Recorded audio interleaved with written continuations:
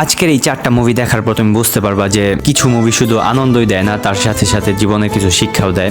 ঠিক সেরকমই একটা movie Rocket Singh salesman of the ইয়ার। মুভিটা যখন রিলিজ হয় মানুষ তো সিনেমা হলে তেমন একটা দেখতে যায়নি, কিন্তু এখন যারা এই মুভিটা দেখে তারা মুভিটা মন থেকে পছন্দ করে এবং মনে রাখে। কিন্তু কথা হলো মুভিটা কেন মনে রাখে, কারণ এই মুভিটা বলে দেয় যে সততা, কষ্ট আর কাস্টমারের ভরসাই সব থেকে বড় সফলতা। এই মুভিতে রণবীর কাপুর একজন সাধারণ ছেলে থাকে যার জীবনে প্রথম চাকরি হয়। যেহেতু জীবনে প্রথম চাকরি সেহেতু সে কাজে অনেক স্লো থাকে। মুভিতে সবাই তাকে স্লো বলে, তাকে নিয়ে মজা করে, কিন্তু সে সাইলেন্টলি এমন কিছু করে যেটা কেউ ভাবতেও পারে না। কিন্তু সে এমন কি কাজ করে যে কারণে সবাই তাকে রকেট সিং বলে ডাকে?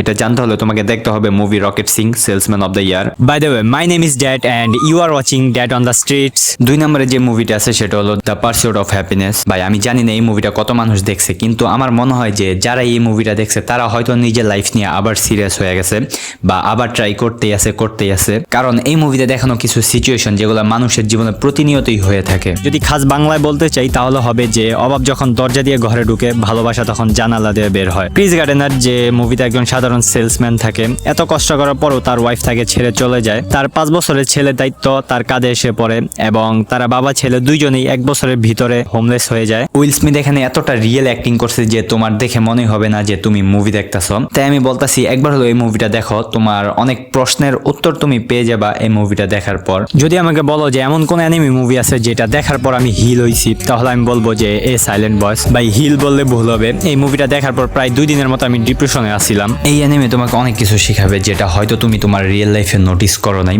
এই একটা মুভিতে তুমি দেখতে পারবা ফ্রেন্ডশিপ, লাভ, মেন্টাল হেলথ, বুলিং। তাই এক কথায় বলতে গেলে এটা একটা মাস্টারপিস। নাম্বার 4-এ যে মুভিটা আছে সেটা আমাদের একটা বাংলাদেশি মুভি যেটা 2009 সালে রিলিজ হয়েছিল।